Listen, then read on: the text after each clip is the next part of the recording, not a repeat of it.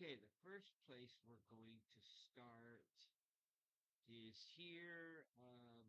This is Genesis 1:14. And God said, "Let there be lights in the vault of the sky to separate the day from the night, and let them serve as signs to mark sacred times and days and years, and let them be lights in the vault of the sky to give light on the earth." And it was so. And you all know the rest of the scripture. What we're going to do next is we're going to the book of Jubilees. This is Jubilees chapter 6. And we're going to begin here at 31, and we're going to go all the way down. Um, and we're going to be discussing the end here of Jubilee 6. And again, I'll connect all of the links, and that way you can go and do the rest of the research for yourself. I suggest reading all of Jubilee 6, but for time's sake, we're just going to focus on the things that are pointing out what we're discussing in this part 3. So here we go, 31. "And there is no neglecting this commandment for a single year or from year to year. And command thou the children of Israel that they observe the years according to this reckoning, 364 days. And these will constitute a complete year, and they will not disturb its time from its days and from its feasts, for everything will fall out in them according to their testimony. And they will not leave out any day nor disturb any feast. But if they do neglect and do not observe them according to the commandments, then they will disturb all of their seasons. The years will be dislodged from this order, and they will disturb the seasons. The years will be dislodged, and they will neglect their ordinances." Now, this word needs to be brought forward slightly because many people misunderstand this word. You really need to do your research in the book of Enoch to understand the heavenly ordinances. There are 3 heavenly ordinances: the cycles of the sun, the cycles of the moon, and the cycle of the stars. And this is one of the most important things that's left out in modern calendrical systems. Um, this was only available to us in the ancient times. All of our modern calendars are absolutely corrupted, and I'm going to prove it out today with all of this information. So 34, "And all the children of Israel will forget and will not find the path of the years, and will forget the new moons and seasons and Sabbaths, and they will go wrong as to all the order for the years. For I know, and from henceforth I declare it unto thee, and it is not of my own devising, for the book lies written before me, and on the heavenly tablets the division of days is ordained, lest they forget the feast of the covenant and walk according to the feasts of the Gentiles, after their error and after their ignorance. For there will be those who will assuredly make observations of the moon, how it disturbs the seasons and comes in from year to year 10 days too soon. So we're going to stop there for a second. Um, if you're familiar with moon cycles, then you will know that the moon year is 354 days. And the calendar of Jubilees on the calendar of Enoch is a 364-day calendar. And so right here in Jubilees, we are seeing that those who make observations by the moon will disturb their seasons and they will come in year to year 10 days too soon. And it's not a solar calendar because that we know is 365 days. So we have to understand that in the book of Enoch, there are three heavenly ordinances. And as I've said in my previous parts to this calendar decode, we know that these all three work like wheels within wheels, like the Mayans have. This is the only way to reckon all of your signs from the book of Enoch. They don't work independently. They are wheels within wheels, and you must make the alignments correctly or you will disturb everything. So here we are, we're back at verse 37. For this reason, the years will come upon them when they will disturb the order and make an abominable day the day of testimony, and an unclean day a feast day. And they will confound all the days, the holy with the unclean, and the unclean day with the holy, for they will go wrong as to the months and Sabbaths and feasts and jubilees. For this reason I command and testify to thee that thou mayest testify to them. For after the death of thy children will disturb them, so that they will not make the year 364 days only. And for this reason, they will go wrong as to the new moons and seasons and Sabbaths and festivals, and they will eat all kinds of blood and with all kinds of flesh. Okay, now we're going to go to this post that I made in the community, and we're going to be looking at the ancient Mazzaroth calendar and the way that the calendar functions from the ancient perspective. So the first thing that we see here is if we look at the top, we'll see the Leo and the Virgo constellation. And at the midnight hour, you will see that this line is the 12th month actually begins in the constellation of Virgo. And month one, or the new year, begins after the star Spica.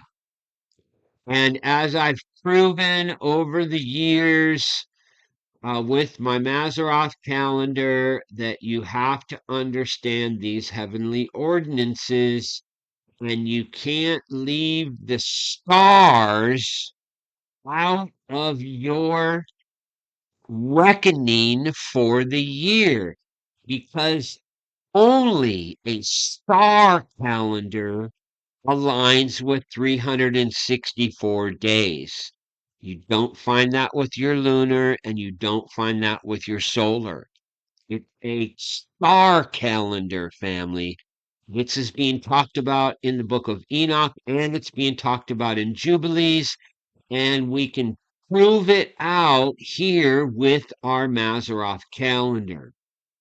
So what I did in 2023, I did it, and then I did it years before when I was first looking at Spica as the new year, and I was missing information about the alignments with the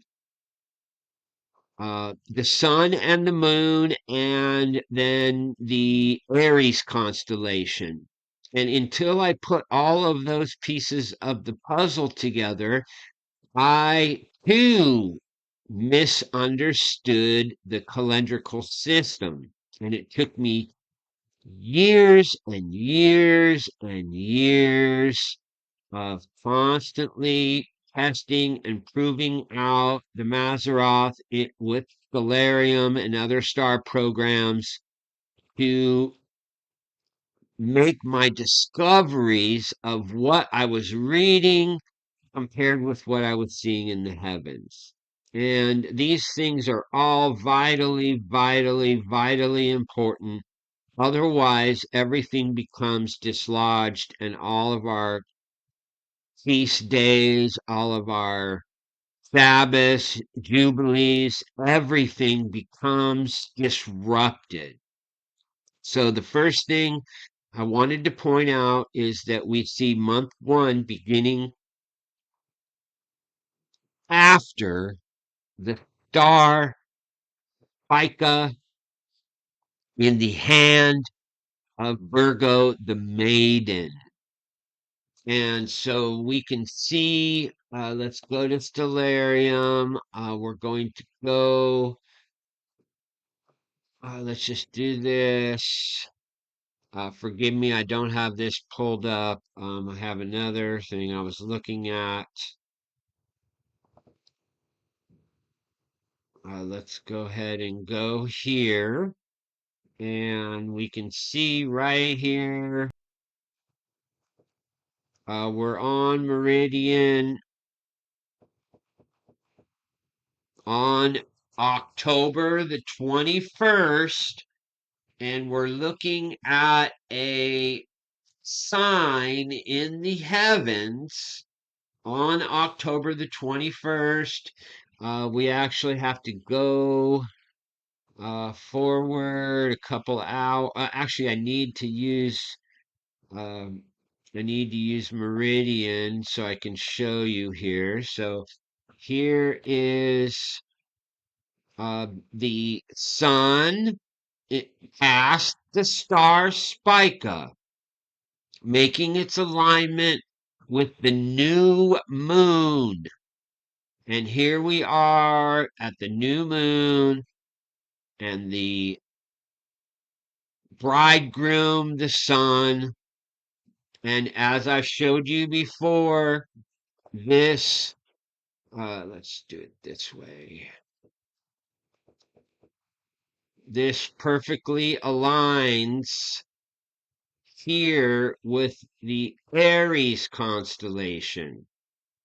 So if you look here at this alignment on the 21st of October 2025 with the new moon, we have a alignment here with the green line. This is meridian proving out our alignment with the very beginning of the sign Aries, or the constellation of the Ram. And if we go back to this post, then we can see here month 7. And this is very important, family. I want you to look at the line that starts month 7. It's not in the middle of Aries or at the back feed. I've seen a bunch of people showing moon signs and using their calendars with the moon somewhere else here in Aries. They just are missing the understanding of these heavenly ordinances because they're not using the stars. They're fixated on either the moon itself, and they're tracking everything like the Jews who lost their way. They are not using the correct calendars. Their calendars are completely corrupted. And here's how you know, because now their calendars align with all of the eclipses, blood moons. And the blood moons were in the ancient times considered a curse. And that's all I'm going to say on that. We are proving out this matter using the star calendar. And the seventh month, which on in the Exodus, we can see that as month one. If they flip the calendars, as we showed in the last video, Aries constellation is considered their month one. And as I told you before, that aligns with astrology, not the Mazzaroth. The Mazzaroth story has never changed from month one, aligning below the star Spica. And as I said in the last video, or it was possibly the first one, Spica is one of the only two stars on the Dendera zodiac, which is one of our most ancient depictions. It's one of the Mazzaroth signs that shows the ancient understanding of Gemini as a bride and a bridegroom. Even this image here shows Gemini as two brothers. And that comes from Greek, I think it's um, Greek and Roman mythology. That's when the change happened, is during the Greek and Roman times. Gemini became brothers instead of a male and a figure, or a queen and a king, or a bride and a bridegroom. So it's very important to see month seven, which you can consider month one if you're tracking by the Exodus and you're looking at the date for the feast, because there was no feast associated with this constellation of Aries as the beginning.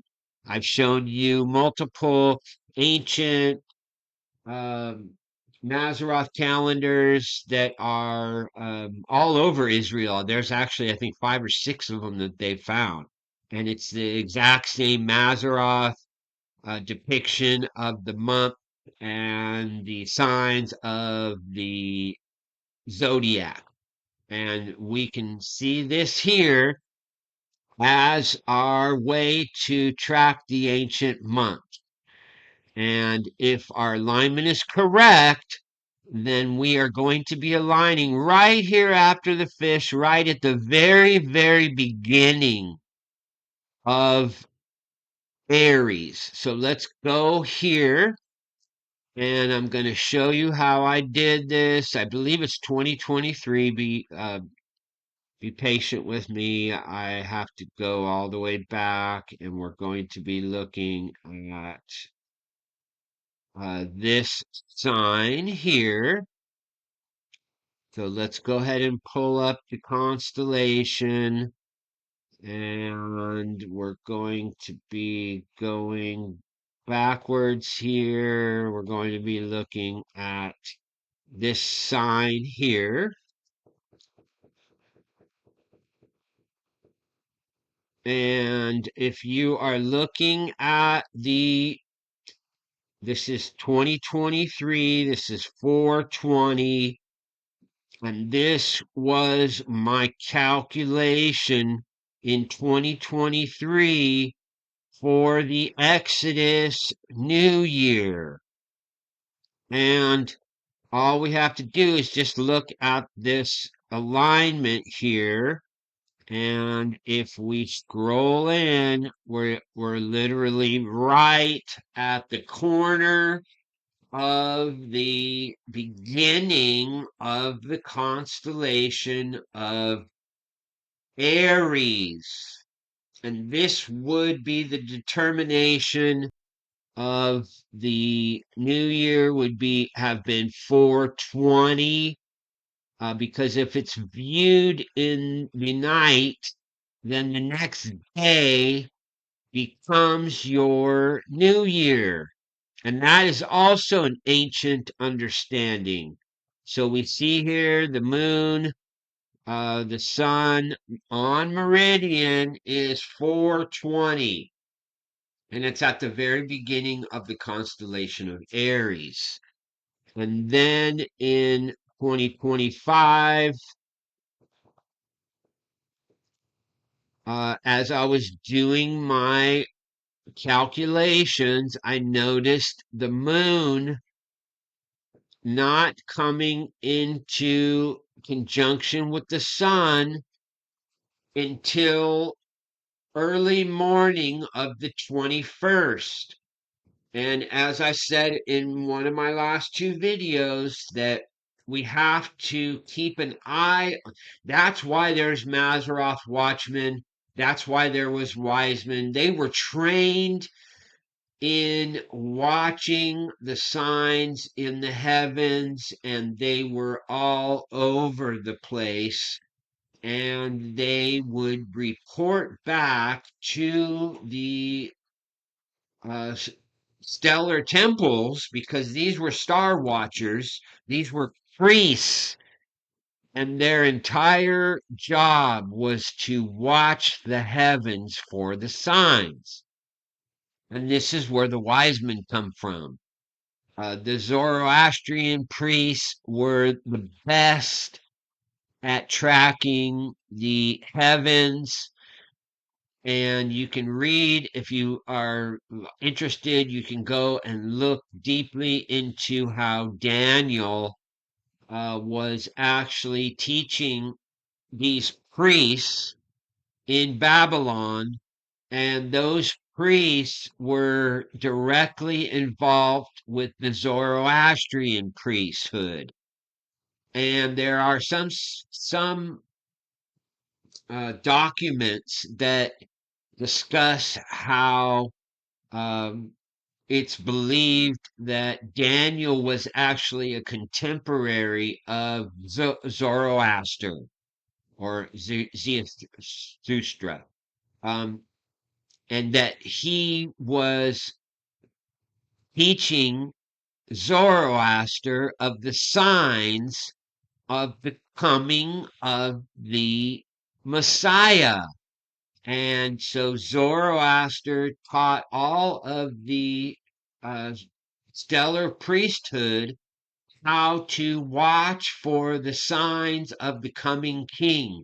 And that's why the Zoroastrians sent forth their magistrates to Israel, because they were the only ones who were tracking those heavenly stars. So here, it's important for us to see how we have a 1 day adjustment using the ancient calendar.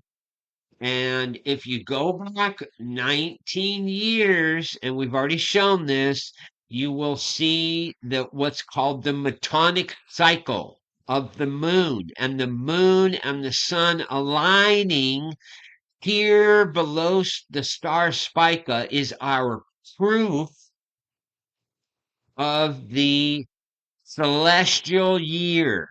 We must have the sun, the moon, and the stars. And in this case, it's the star Spica. And the reason we know our year starts here is this line for number 1. It is directly, you can see the hand of Virgo, and we can see the hand of Virgo. She's holding the wheat sheaf, and in this image, the star Spica is right here. Her hand is here. This is the wheat sheaf, and the star Spica is right here. And this line is directly below. So what I did is I ran Stellarium for all the locations that the sun aligns here in Virgo, and then I tested it with the Aries constellation using Meridian. And it's very easy to do this. You can prove this out for yourself. 10/20 and 10/21 are the only days in our time, because of the precession of the equinoxes, that aligns with being after Spica and then also aligning with the beginning of the Aries constellation. So you can use this calendrical system and you can prove this out for yourself on your own star mapping software. You can do all of this work yourself. This is not something that is rocket science. It's very simple to do. Just get on Stellarium or another star software program and start running all of the signs of the sun here within, we'll just say 3 to 5 days after Spica, and then do your due diligence, use the meridian, and look at the alignments of the sun with the constellation of Aries. And then look at when you have all of these lunar, solar, what we would consider in our modern time as a new moon, where that we have the dark phase of the moon because it's aligned with the sun. And this is where we have all of our eclipses also, is this exact period. And that is another sign to us of these alignments. So it's important. I wanted to start there. You can go back and read the rest of Jubilee 6, and then you can go see this post that I did a day ago on Mazzaroth calendar, and you can read through the notes that I made, but I just wanted to use this as a way to show you how this 1st and 7th month work and the locations of where they begin.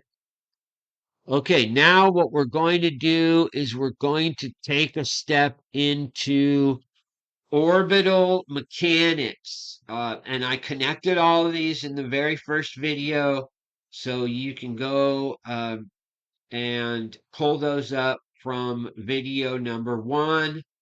If I have anything new, then I'll be putting that in each video, but I'm going to leave all of my original links that we're doing for this study in video 1. So if you want to pull this up yourself and you haven't done that yet and you want to do some research into orbital mechanics, then just go to that first video in the description. So let's go ahead and get started on this. This is orbital mechanics or astrodynamics, is the application of ballistics, celestial mechanics to rockets, satellites, and other spacecraft. The motion of these objects is usually calculated from the laws of motion and the universal gravitation derived by Isaac Newton. Astrodynamics is a core discipline within space mission design and control. Celestial mechanics treats more broadly the orbit dynamic of systems under the influence of gravity, including both spacecraft and natural astronomical bodies, such as star systems, planets, moons, and comets. And this also applies to asteroids. Orbital mechanics focuses on spacecraft trajectories, including orbital maneuvers, orbital plane changes, and interplanetary transfers, and is used by mission planners to predict the result of propulsive maneuvers. And general relativity is a more exact theory than Newton's laws for calculating orbits, and it's sometimes necessary to use it for greater accuracy or in high gravity situations, e.g., the orbits near the sun.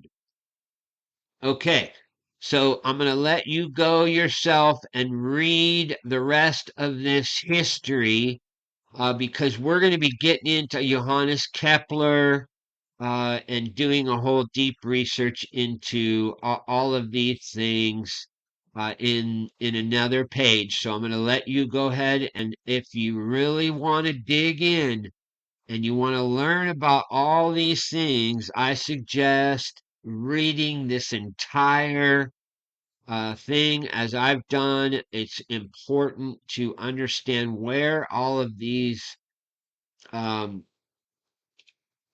orbital mechanics come from. It's very, very important. Okay, so now what we're going to do is we're going to go into what is orbital dynamics. Orbital dynamics is the study of the motion of objects in space under the influence of gravitational forces.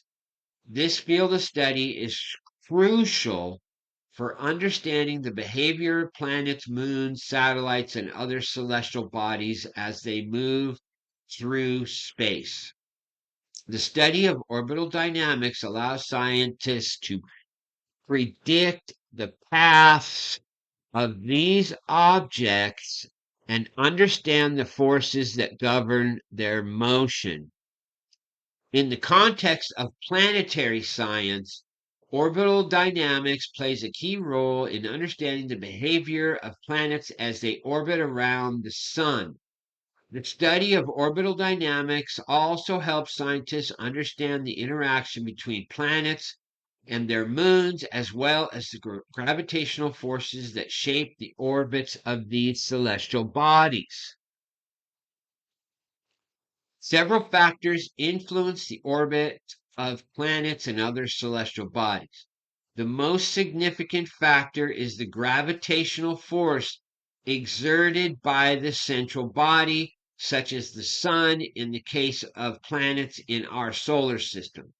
This gravitational force pulls the planets towards the central body and keeps them in orbit around them. In addition to gravitational forces, the shape of a planet's orbit is also influenced by its velocity and the direction of its motion. The combination of these factors determines the size, shape, and orientation of a planet's orbit. Other factors can influence planetary orbits, including the presence of celestial bodies, such as moons or nearby planets, as well as external forces such as solar radiation and cosmic rays. These factors can perturb the orbits of planets and lead to changes in their motion over time.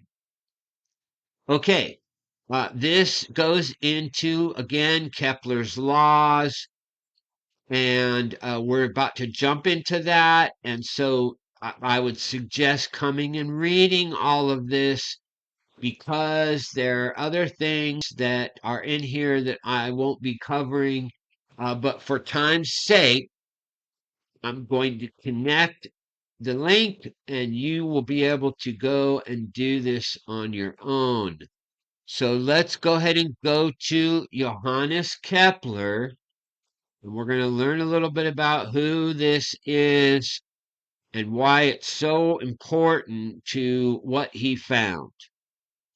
Okay, so this is Johannes Kepler, born December 27, 1571 to 15 November 1630. Johannes Kepler was a German astronomer, mathematician, astrologer, natural philosopher, and music theorist. He's a key figure in the 17th century scientific revolution, best known for his laws of planetary motion and his books Astronomia Nova, Harmonis Mundi, and Epitome Astronomy. Copernicus. Forgive me, man. I'll let you read that one on your own. The variety and impact of his work made Kepler one of the founders and fathers of modern astronomy. The scientific method, natural science, and modern science, he has been described as the father of science fiction for his novel Somnium. Kepler was a mathematics teacher and I'm sorry.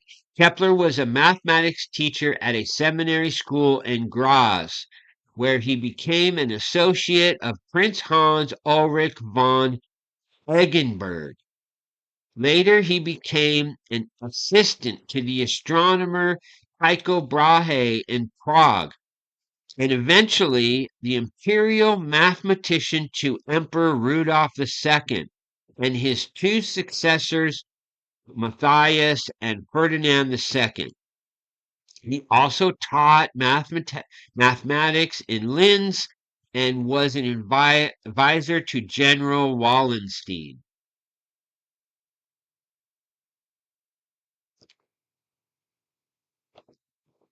Kepler lived in an era where there was no clear, this is very important, family, very, very important.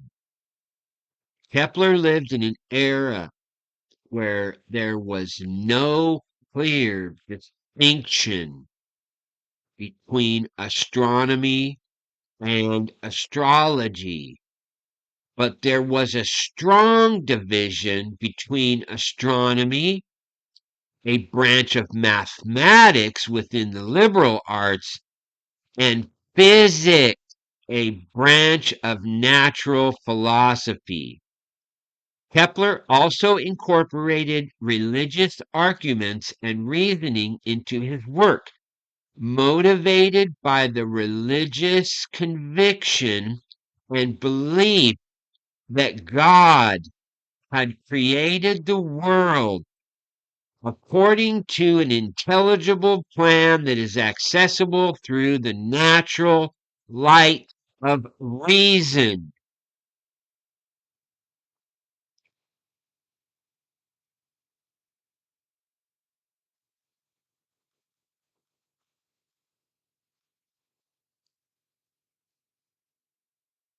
Kepler described his new astronomy as celestial physics, as an excursion into Aristotle's metaphysics, and as a supplement to Aristotle's On the Heavens, transforming the ancient tradition of physical cosmology by treating astronomy as part of a universal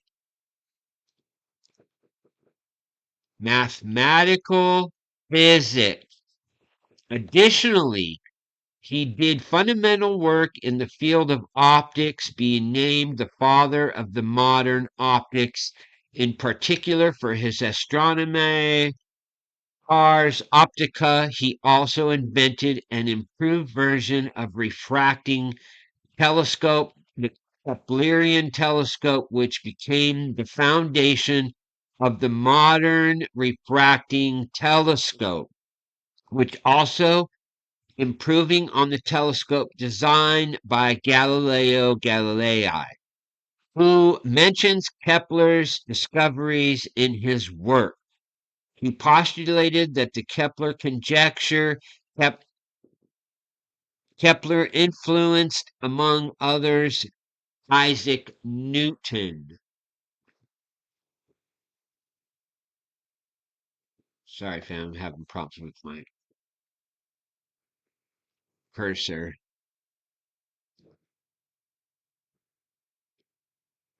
He postulated the Kepler conjecture. Kepler influenced, among others, Isaac Newton, providing one of the foundations for his theory of universal gravitation. And we're not going to go into his childhood or any of that kind of stuff. I'm going to let you come back and do this other research. I want to focus on this down here. I have a couple other things that I want to point out. Um,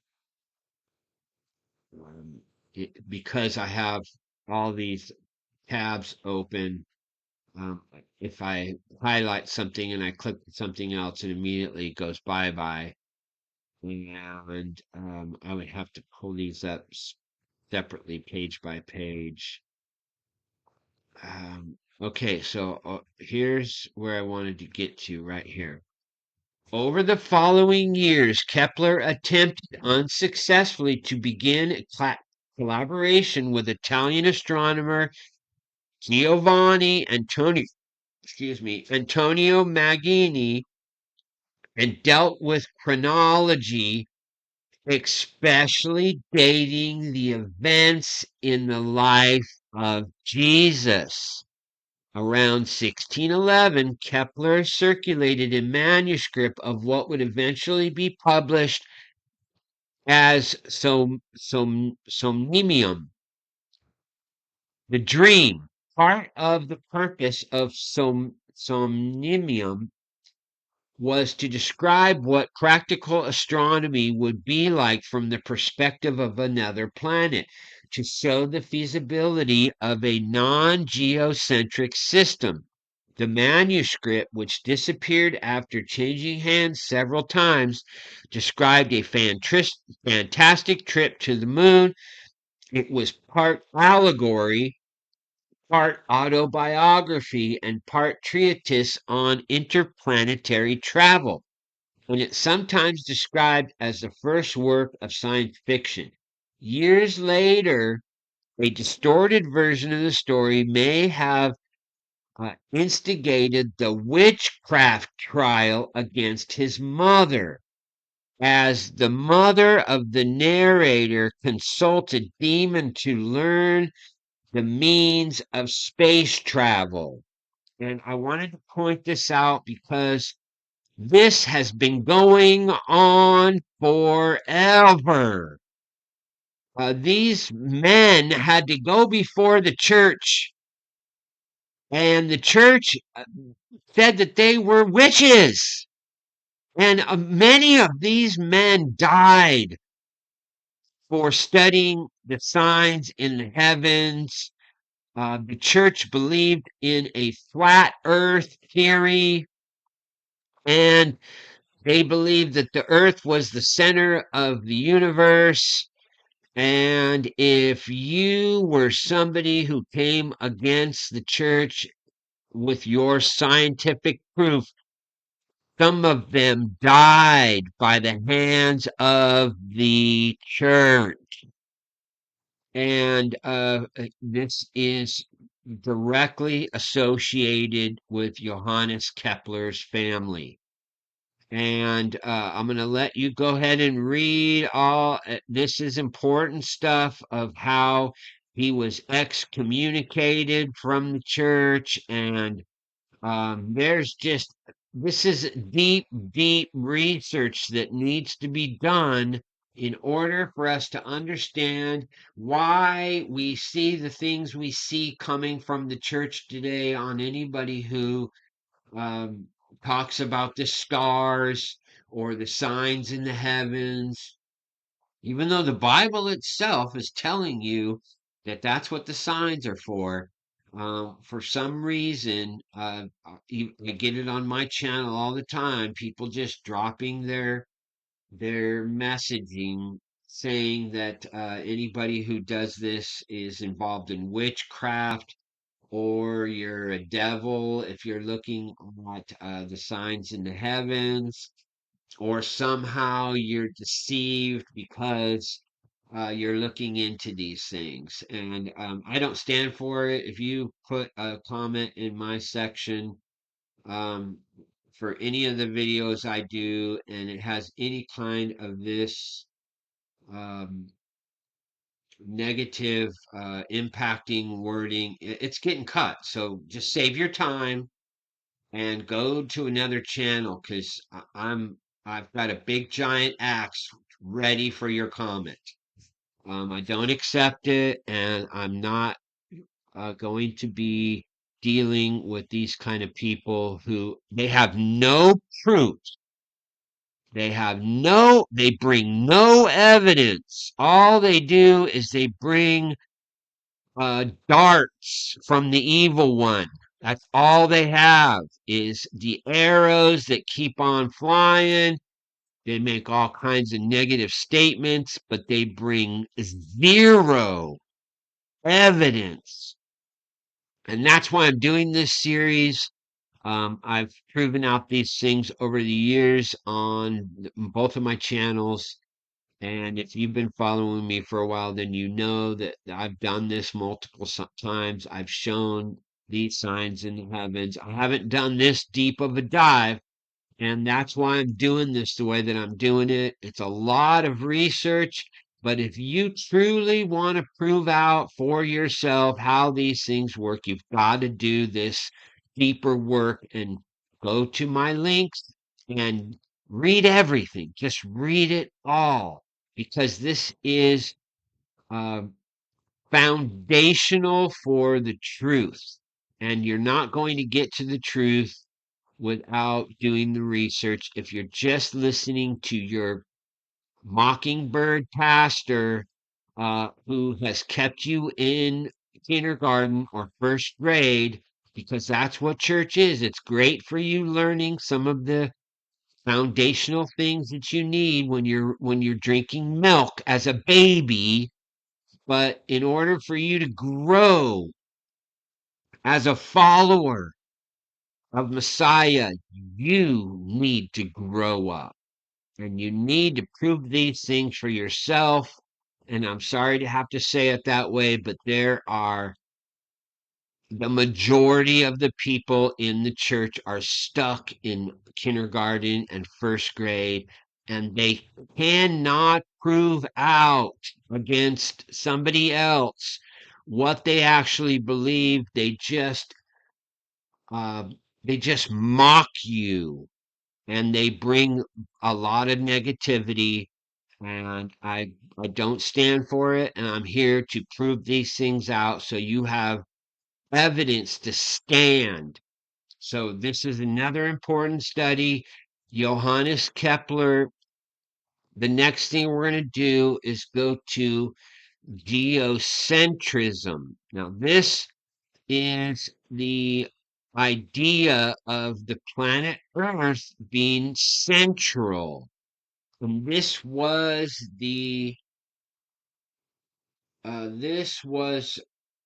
what the majority of the Earth understood to be true. Now, not everybody. There were other ancient cultures that knew and showed in all of their artwork that the sun was central.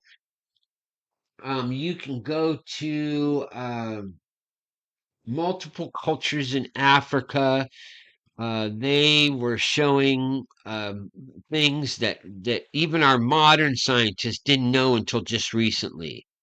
They have pictographs of the solar system, and these people are blown away because they're like, "How did these people know this thousands of years ago?" Um, these things were lost to our culture, and it really started in the Dark Ages. And if you're not familiar with the research of the Dark Ages. You really should look into that because it's associated with all of the original followers of Christ being murdered by the church. And everybody in the churches seem to want to turn a blind eye to the murder and death and destruction that the church itself caused, going directly against what the words of Messiah are. They went and hunted down people and murdered them in some of the most grotesque, inhuman ways possible. And it's not beneficial for any of us to turn a blind eye. We need to understand the depth of what happened to the original followers of Christ, because there's an entire story there that has been hidden. And these pastors and these so-called church leaders, they're doing everything they can in this modern time to hide the truth. And we're here to uncover the truth regardless of how it makes anyone feel. We are here for the truth. So let's get into geocentrism. Geocentrism is a superseded astronomical model description of the universe with Earth at the center. It is also known as the geocentric model, often exemplified specifically by the Ptolemaic system. Under most geocentric models, the sun, the moon, the stars, and the planets all orbit Earth. The geocentric model was the predominant description of the cosmos in many European ancient civilizations, such as those of Aristotle in classical Greece and Ptolemy in ancient Roman Egypt, as well as during the Islamic Golden Age. Two observations supported the idea that Earth was the center of the universe. First, from anywhere on the Earth, the sun appears to revolve around the Earth once a day. While the moon and the planets have their own motions, they also appear to revolve around the Earth about once per day.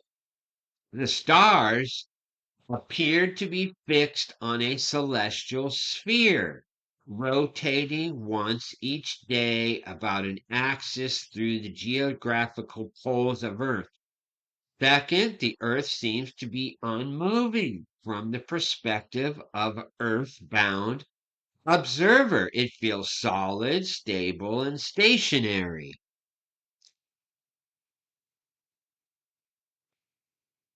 Ancient Greek, ancient Roman, and medieval philosophers usually combine the geocentric model with a spherical Earth, in contrast to the older flat Earth models implied in some mythology. However, the Greek astronomer and mathematician Aristarchus of Samos, I'm sure I said that wrong, developed a heliocentric model, placing all of the then known planets in their correct order around the sun. Now, this was 230 BC, fam. The ancient Greeks believed that the motion of the planets were circular, a view that was not challenged in Western culture until the 17th century, when Johannes Kepler postulated that orbits were heliocentric and elliptical.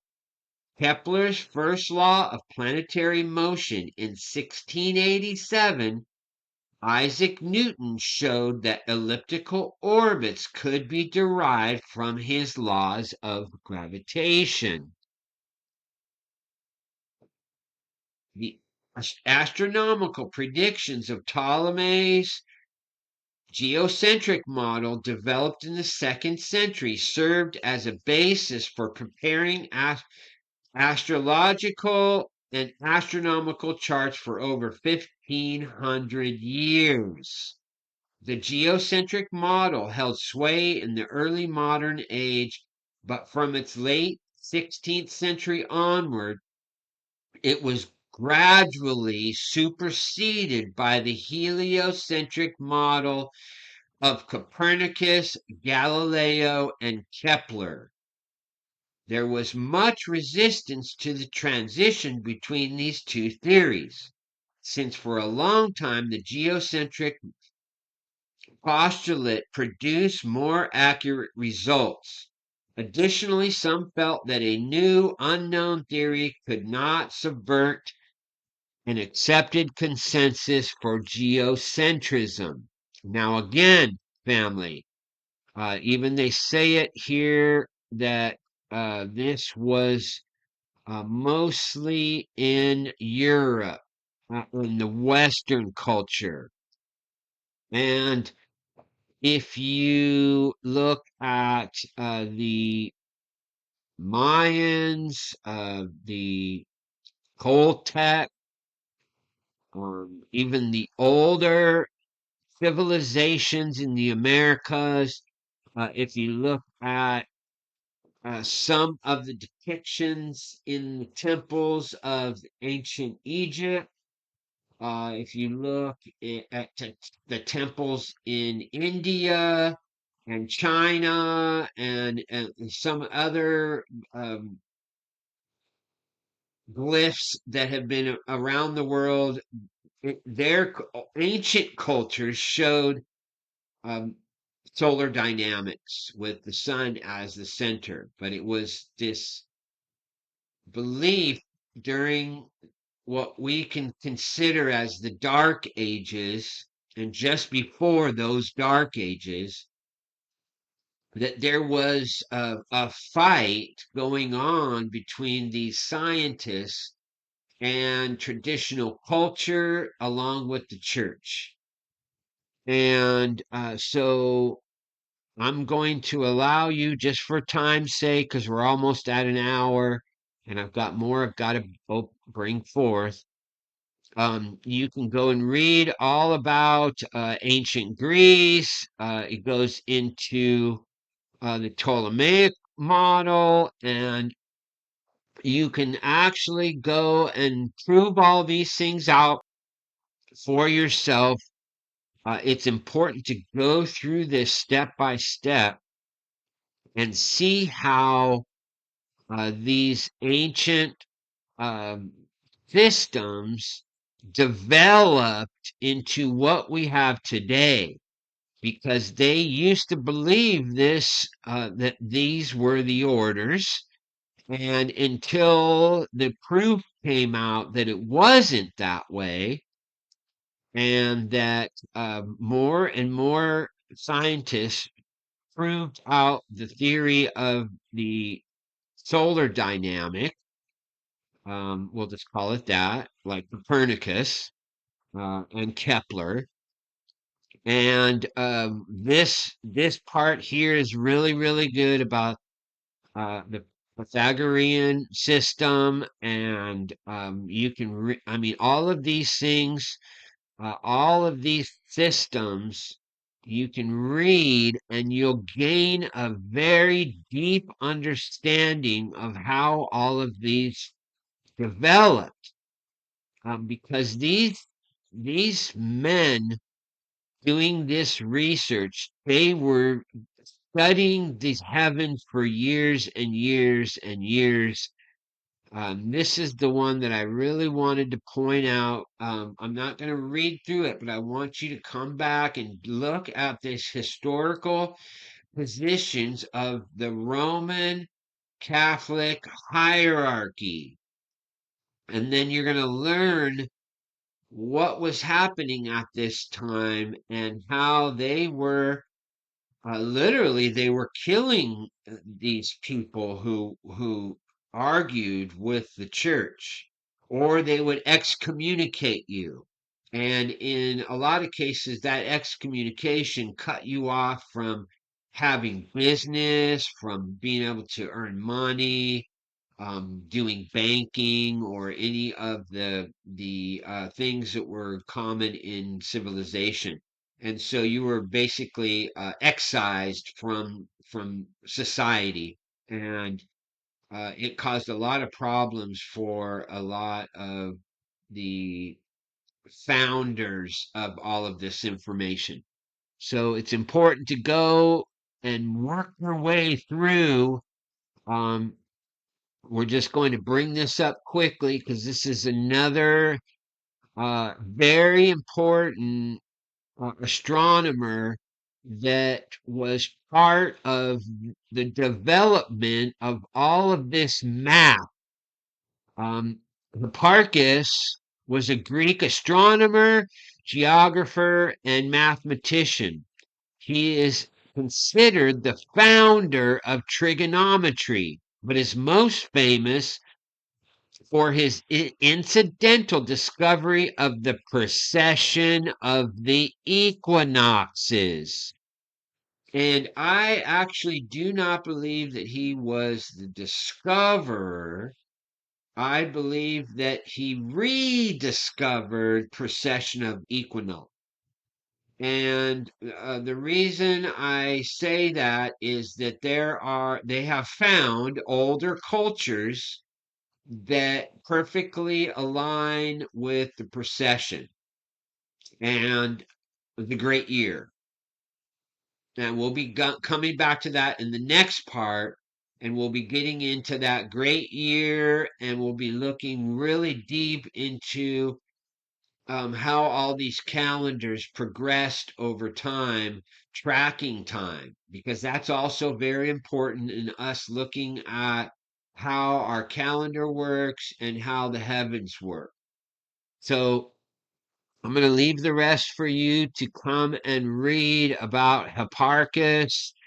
And this goes into the Babylonian sources.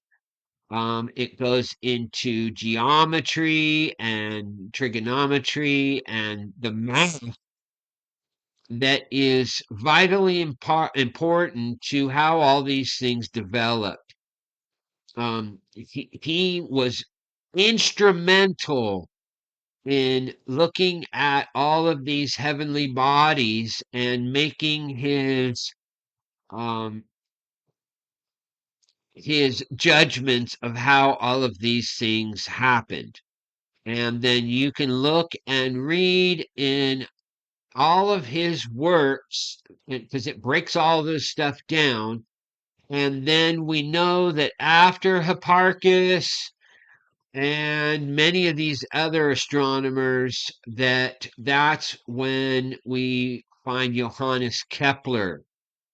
Because if you come back and you look at the dates of Kepler and you look at his life and the dates of his life compared to these older astronomers, then you'll realize that this is Johannes Kepler and others um, were instrumental in developing out all of the theories of the former astronomers and mathematicians, using all of their evidence and proving it out for themselves by visually looking at the stars and the sun and the moon.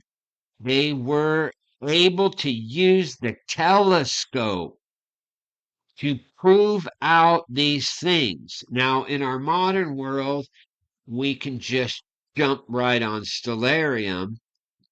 And the reason we have the ability to use stellarium is because all of this math was input into building this software. This allows us to run the math of the sun and the moon and the stars and the movement of the planets and how all of this works from our perspective here on Earth.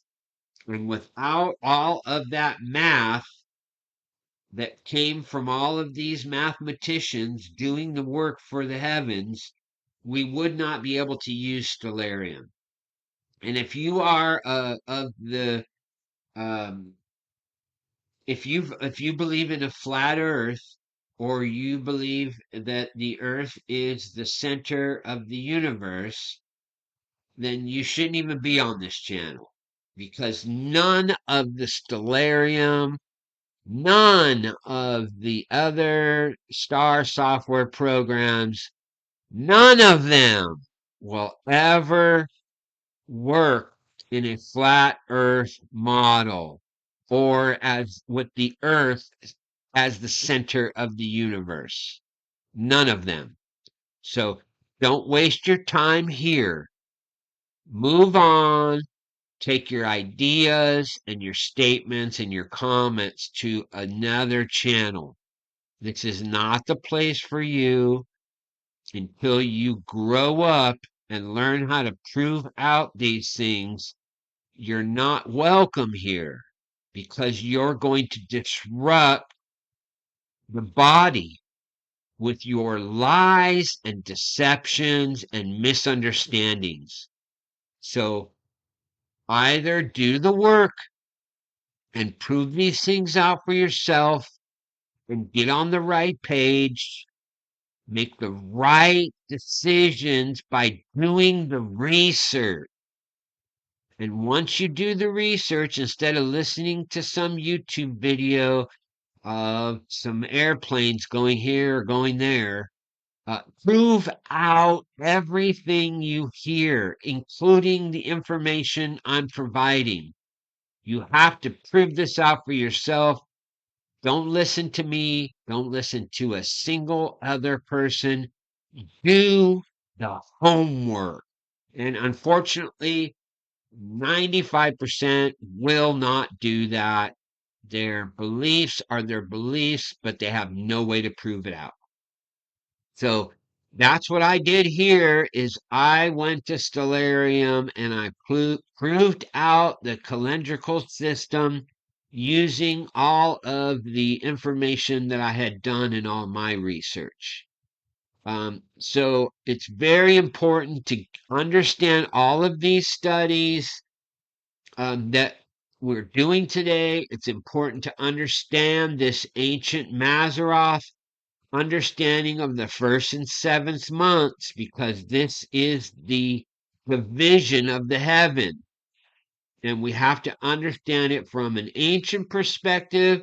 And then if you want to calculate the days of the feasts of the Exodus, then you can do that by making month 7 the first month, and you can even see that on the Jewish calendar, because they still hold the new year. Rosh Hashanah is in the fall. And so even the Jews have this in their calendar. A lot of them, if you ask them why, they won't be able to tell you. They do not have a lot of evidence for why they do what they do. Now, I'm not talking about the priests. I'm talking about the general population. And it's the same here in America, that the majority of the people who believe what they believe, they don't have the evidence for it.